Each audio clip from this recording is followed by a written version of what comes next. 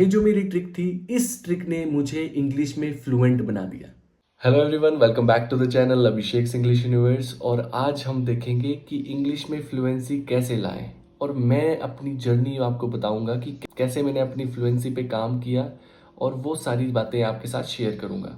तो इस वीडियो को हम कुछ पार्ट्स में डिवाइड करेंगे, जिन पार्ट्स को मैं बताना चाहता हूँ कि इंग्लिश सीखने के लिए आपको किन किन चीज़ों की ज़रूरत पड़ेगी। अब आपने बहुत से टीचर्स को सुना होगा, बहुत से यूट्यूबर्स को सुना होगा कि डायरेक्ट इंग्लिश बोलो, मूवीज देखो, अपने आप से बातें करो। ये भी एक प्रोसेस है, लेकिन उससे पहले आपको देखना है कि आप किस लेवल पर हो। तो फर्स्ट ऑफ ऑल मेरे हिसाब से एक 3 लेवल्स होते हैं, चौथा भी होता है, लेकिन इंग्लिश अगर आप फ्लुएंसी की तरफ जा रहे हो तो उसमें आपके 3 लेवल्स हैं। फर्स्ट लेवल है जिसमें आपको इंग्लिश समझ आती है और आप इंग्लिश को पढ़ भी सकते हो।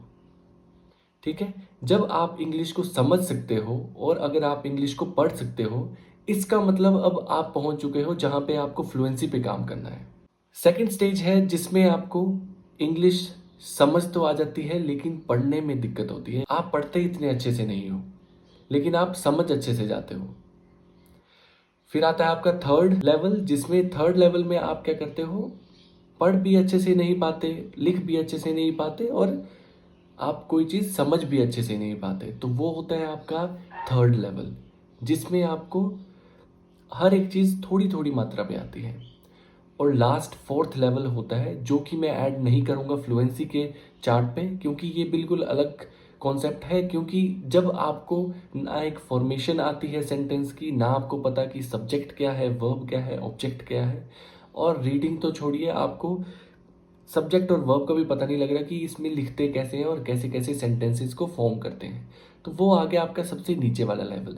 अगर आप सबसे नीचे वाले लेवल पे हैं तो मेरी रिकमेंडेशन रहेगी कि इस वीडियो को छोड़कर आप वो वीडियो देखिए जिसमें ये बताया जाए कि सेंटेंस को फॉर्म किया कैसे जाता है, कैसे हर एक वर्ड को पढ़ा जाता है, कैसे आप अपनी वोकेबलरी को अच्छा कर सकते हैं। 3000 कुछ ऐसे वर्ड्स होते हैं जो हमारे डेली लाइफ में यूज़ होने लायक होते हैं, तो आपको वो 3000 वर्ड्स तो आने ही चाहिए। तो अगर आप उस फोर्थ लेवल पे हैं जिसमें आपको पता नहीं है कि सेंटेंस में वर्ब आती है पहले कि सब्जेक्ट आता है, कैसे कैसे आप सेंटेंस को फॉर्म करते हैं, इज एम आर क्या होता है, वॉज वर क्या होता है, हैज़ हैव क्या होता है, अगर आप वहाँ पर हैं तो आपको पहले ये चीज़ें छोटी मोटी जान लेनी चाहिए। उसके बाद ही आप फ्लुएंसी पे जाइए। ठीक है, मेरी रिकमेंडेशन यही रहेगी। अब मैं आपको अपने बारे में बता देता हूँ। जैसे कि मैं +2 तक मैं इंग्लिश मीडियम स्कूल में ही पढ़ा, तो मुझे इंग्लिश बोलने में हमेशा से दिक्कत ही आती थी, इंग्लिश स्कूल में पढ़ने के बावजूद भी। ठीक है, और उसके बाद क्या हुआ, मैंने सोचा कि इंग्लिश में इम्प्रूव करूँगा, इंग्लिश को इम्प्रूव करूँगा, तो मैंने बीए इंग्लिश की। ठीक है, लेकिन उसमें भी कुछ ऐसा नहीं बताया कि जिससे मेरी इंग्लिश इम्प्रूव हो पाए। वैसे ही मैं लिटरेचर पढ़ता गया, उसके बाद मैंने मास्टर्स कर ली इंग्लिश में। तो मास्टर्स के टाइम मैंने क्या किया, मैंने देख लिया कि अभी तक मेरी इंग्लिश इम्प्रूव नहीं हुई है, मेरी रीडिंग इतनी अच्छी नहीं है, लेकिन मैं समझ इंग्लिश अच्छी जाता हूँ। तो मैंने ये देख लिया कि मैं अभी सेकंड लेवल में हूँ, जो कि मैंने आपको बताया था कि इंग्लिश ढंग से पढ़ नहीं पाता, नॉर्मल डिसेंट पढ़ता हूँ, इतनी अच्छी नहीं पढ़ पाता, लेकिन मैं समझ हर चीज़ जाता हूँ कि जो भी चीज़ इंग्लिश में बोली जा रही है वो मैं समझ आता हूँ। वो मैं चीज़ कर लेता था, तो वो मैं अभी अपने आप को सेकंड लेवल में रखता था। फिर मैंने क्या किया, फॉर एग्जांपल आप देख सकते हैं, ये एक बुक है, इस बुक का नाम है द एल्केमिस्ट। ठीक है, इस बुक का मैंने कोई भी पार्ट निकाल लिया, ठीक है, और उसको पढ़ना स्टार्ट कर दिया। पढ़ने कैसे स्टार्ट करना है आपको, आपको लाउडली बोलना है। मैंने लाउडली बोलना स्टार्ट किया क्योंकि मेरी रीडिंग भी इतनी अच्छी नहीं थी, तो मैंने स्टार्ट किया अपने वोकेबलरी को अच्छा करना और अपने थोड़ा स्पीच को साफ करना। तो मैंने स्टार्ट किया, फॉर एग्जाम्पल जैसे मैं आपको पढ़ के दिखाता हूँ, he decided to spend the night there, he saw to it that all the sheep entered through the ruin gate. इस तरीके से मैंने पढ़ना स्टार्ट किया इस बुक को, और इस बुक ने मुझे काफ़ी हेल्प किया। ये बुक, मैं यही नहीं बोलता कि आप यही बुक पढ़ो, कोई भी बुक पढ़िए आप, लेकिन आपको ऐसी बुक पढ़नी है कि जिसमें बहुत ज़्यादा एडवांस वर्ड्स ना लिखे हों, जिसमें बिल्कुल एक सिंपल इंग्लिश हो और आप उसको पढ़ पाए। ठीक है, तो ये मैंने स्टार्ट किया। जैसे ही मेरी रीडिंग अच्छी हो गई, जैसे ही मुझे वर्ड्स पढ़ने आ गए, जैसे ही मैंने उसमें अपनी ज़्यादा मेहनत कर ली, उसके बाद मैंने स्टार्ट किया अपने स्पीच के ऊपर कि मैं कैसे बोलूँ, कैसे मैं उसको स्टार्ट करूँ। पहली बात मैं आपको एक चीज़ बता देता हूँ, बहुत से लोग स्टार्ट कर देते हैं पढ़ना यूट्यूब की वीडियोस देख के कि मैं अब बात करूंगा, ये करूंगा, लेकिन एक बार रीडिंग में भी ध्यान दीजिए। फॉर एग्जाम्पल यहाँ पे लिखा है द एल्केमिस्ट। अगर आपको इसको पढ़ना ही नहीं आएगा तो आप इस वर्ड को प्रोनाउंस कैसे करोगे? किसी भी चीज़ की प्रोनाउंसिएशन देखने के लिए आपको गूगल पे जा सकते हो, गूगल ट्रांसलेट पे जा सकते हो, उसकी प्रोनाउंसिएशन देखिए। तो हर एक चीज़ को पढ़ना सीखिए पहले, उसके बाद ही आप फ्लुएंसी तक पहुंच पाएंगे। तो मैंने अपना सेकंड लेवल कंप्लीट कर दिया, जिसमें मैं अंडरस्टैंड तो कर लेता था लेकिन मैं पढ़ नहीं पाता था। तो मैंने अपनी अंडरस्टैंडिंग और अपनी रीडिंग अच्छी कर ली। फिर मैं फर्स्ट पार्ट पे आ गया, जिसमें मैं क्या कर सकता था, मैं रीड भी कर सकता था, अंडरस्टैंड भी कर सकता था। अब बात आ गई बोलने की। तो बोलने के लिए मैंने क्या किया, एक सीवी ऐप करके आता था, मैंने उसको डाउनलोड किया, उसमें बात करना स्टार्ट किया। उस कैसे लोगों से बात करें, उसमें क्या होता है कि आप रैंडम लोगों के साथ जुड़ते हैं और आप उनसे बातें करते हैं। जब आप रैंडम लोगों के साथ जुड़ोगे और उनसे बातें करोगे तो आप थोड़ा सा कॉन्फिडेंट फील करोगे, क्योंकि अब आपको पता है कि ग्रामर क्या है, अब आपको पता है कि इंग्लिश में बोलते कैसे हैं, अब आपको पता है कि आप कैसे कैसे कन्वे कर सकते हैं अपने पॉइंट को। और क्योंकि आपको हर एक चीज़ पता लग गई है, वर्ड्स का पता लग गया है, पढ़ने का पता लग गया है, अब आप इंग्लिश को अच्छे से एक्सप्लेन कर पाओगे। लेकिन उसके लिए भी जो मेन बात होती है वो होती है हेजिटेशन। हेजिटेशन क्यों होती है? जब आप किसी से ज़्यादा बात नहीं कर पाते। देखिए, जब आप हिंदी बोलते हैं या जो भी अपनी नेटिव लैंग्वेज बोलते हैं, तब आपको पढ़ने में बिल्कुल भी अजीब नहीं लगता। क्यों नहीं लगता? क्योंकि आप यूज टू हो चुके हैं उस चीज़ के बोलने में। फॉर एग्जाम्पल, मैं हिंदी में अभी बात कर रहा हूँ तो मुझे बिल्कुल ही अजीब नहीं लगेगा। या कोई भी नेटिव इंसान जो हिंदी में बात करता है या किसी भी अपनी भाषा में बात करता है, उसको अजीब नहीं लगेगा। लेकिन जब वो इंसान इंग्लिश में शिफ्ट करेगा तो उसको अपनी आवाज़ सुन के ही अजीब लग जाएगा। क्यों? क्योंकि आज तक हमने वो आवाज़ ही नहीं सुनी अपनी इंग्लिश में।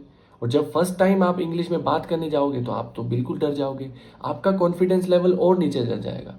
जब आप किसी से बात करते हो और आप बड़ी अच्छी बात करते हो, चाहे हिंदी में करो किसी भी भाषा में, तो जब आपको अपनी बात भी अच्छी लगती है तो आपका कॉन्फिडेंस भी वैसे बढ़ता है।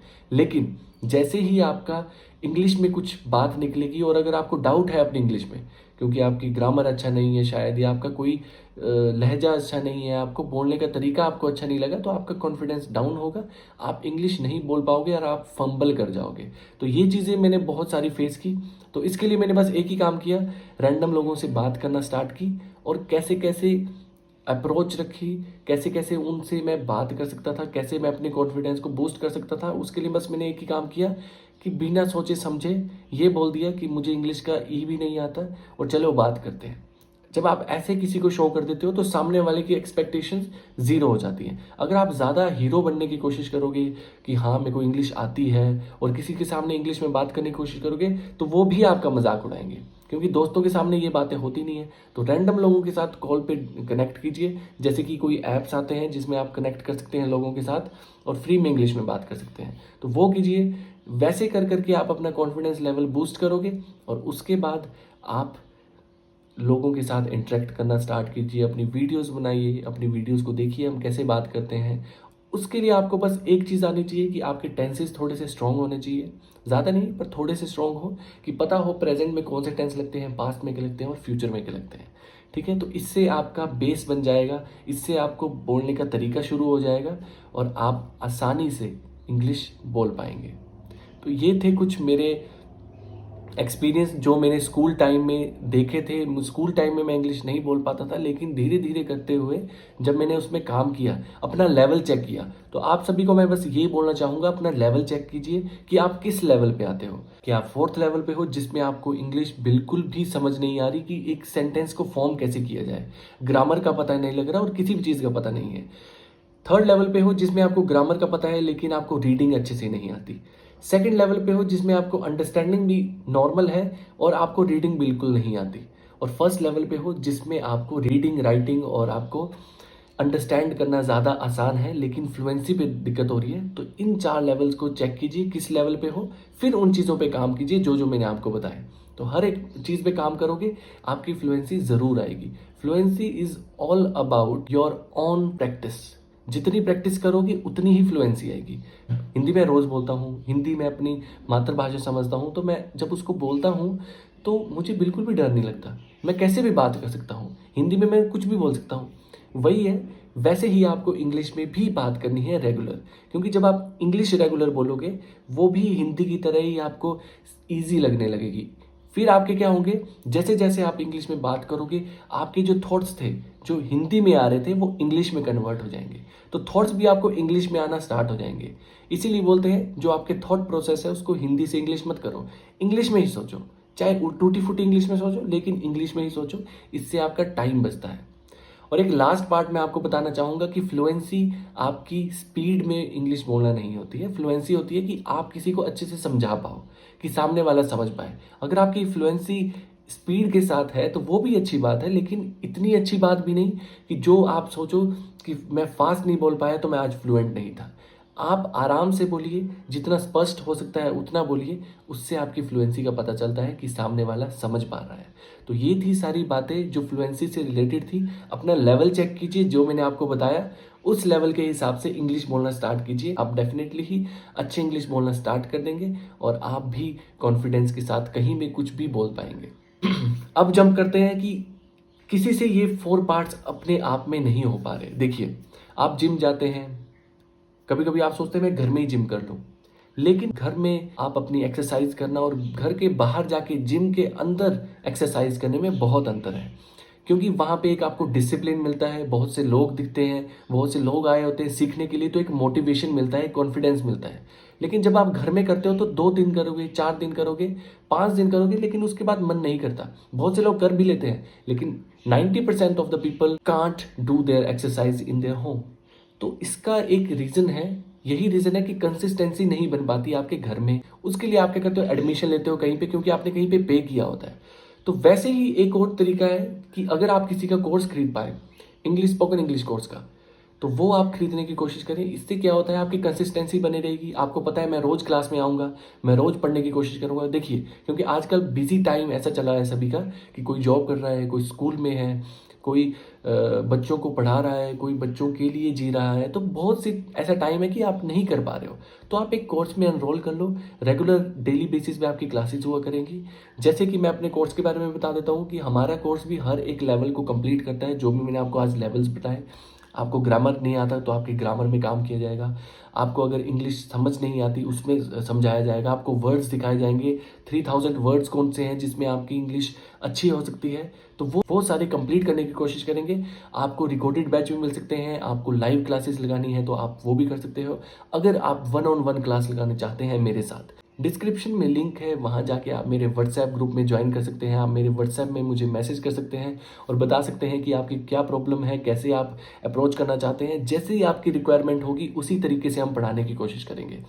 तो इसमें मेन रोल सारा आपका रहेगा, हम आपको बस टीच करेंगे, आपको गाइड करेंगे। तो अगर आप चाहते हैं, अगर अपनी फ्लुएंसी और अच्छी करना, या आप अपने चाहते हैं कि आपके ग्रामेटिकल पॉइंट्स को पूरा करना, कि आपको पता ही नहीं है बिल्कुल भी कि ये इंग्लिश है क्या चीज़, इसको बोलना कैसे है और इसको अप्रोच कैसे करना है, तो वो भी चीज़ आपको पढ़ाई जाएगी।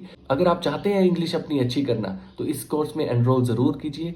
मार्केट में बहुत से आपके कोर्सेज हैं, लेकिन वहाँ पर मेरे बहुत से स्टूडेंट्स मुझे बताते हैं कि सर मुझे कुछ नहीं आता था ग्रामर का, लेकिन मैं जब किसी के ऊपर एडमिशन लेने गया जहाँ पे आपकी फ़ीस 5,000, 10,000, 20,000, बहुत से ज़्यादा 30,000 तक भी लोगों ने पे किया है, और वहाँ पे क्या करते हैं, डायरेक्ट आपको फ्लुएंसी पे काम करना स्टार्ट कर देते हैं। किसी किसी बच्चों को इंग्लिश का ई भी पता नहीं होता, तो उनको वो इंट्रोड्यूस भी कराना पड़ता है। तो अगर आप इस क्लास में एनरोल करते हैं तो आपके लेवल के हिसाब से हम इसमें काम करेंगे। जैसे मैंने आपको 4 लेवल्स बताए, उन्हीं लेवल्स के हिसाब से आप पे काम किया जाएगा और आपकी फ्लुएंसी 3 से 4 महीने के बीच में, अगर आप बहुत अच्छे एडवांस हैं तब तो 2 महीने के अंदर ही आपकी इंग्लिश बहुत अच्छी हो जाते हैं। तो डिस्क्रिप्शन में लिंक है, जाइए वहाँ मेरे व्हाट्सएप चैनल को ज्वाइन कीजिए, मेरे टेलीग्राम ग्रुप को ज्वाइन कीजिए और वहाँ पे मुझे मैसेज कीजिए और आपको एनरोल कर दिया जाएगा और आपकी क्लासेस स्टार्ट कर दी जाएंगी।